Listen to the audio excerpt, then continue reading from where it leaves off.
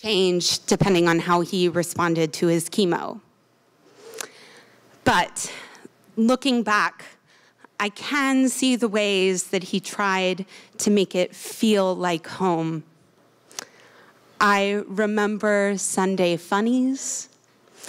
I remember learning to make fettuccine by scratch. I remember working our way through Blockbuster's list of the 100 best films of all times. I remember when he took me ice skating because I really wanted to go, even though he was sweaty and shaky on the ice. And I remember one Sunday morning when he shook me awake, and it was still dark outside. My dad's girlfriend and my brother were still asleep, and we snuck outside, just the two of us, and had chocolate chip pancakes for breakfast. I don't know if he intuited this, but that spontaneous daddy-daughter date would be my last time at Dad's place. That following Friday, I got off the bus and I ran up the hill to my front door. We were going out of town and I couldn't wait. And my mom met me there and she said, "Your dad's in the hospital and they don't think he's going to make it." And all of a sudden, my home felt like nothing more than this giant, vacant, lonely house. I ran up the stairs to my room and I got my telephone and I called everyone whose number I knew by heart and nobody picked up. I got out my yearbooks and I flipped through and found every person who left a number with their signature and nobody answered. And finally, I just threw myself down on my bed, just feeling exhausted and defeated.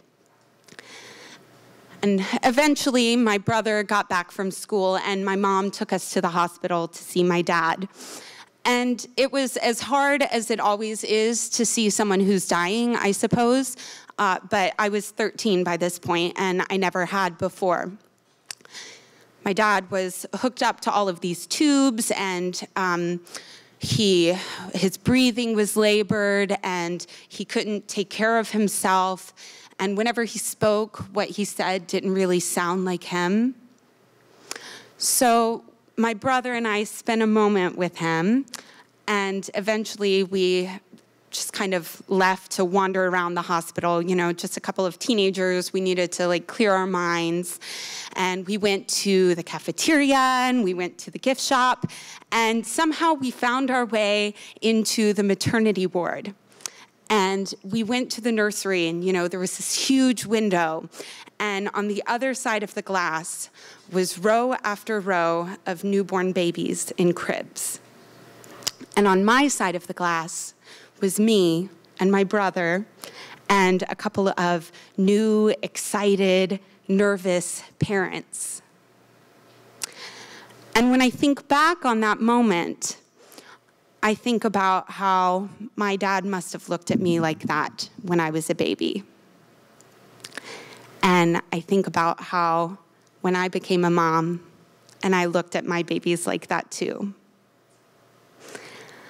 I think about how my dad was born in a hospital and how my dad died in a hospital, and how many moments in life are a cycle. And my dad died peacefully 3 days later, but already I think that somewhere I was thankful for that moment, because deep inside I already knew that when my father left Dad's place, somewhere a new baby came home. Thank you.